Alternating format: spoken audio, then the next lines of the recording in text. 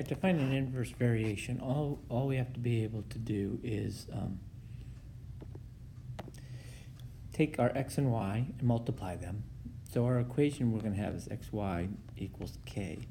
And so in this case, we're going to take our 18 times 2, which equals k, and that's 36.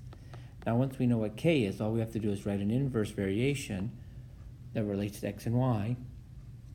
And to do that, we're going to, so now we take that and we write into our equation, and we want to solve for y. So y equals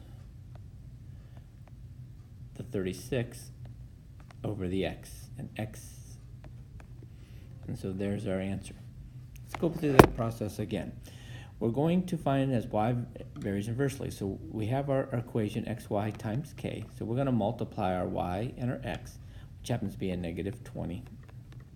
And once we have that, we're going to solve for y. So we're going to have a negative 20 over the x. And so this is our inverse function.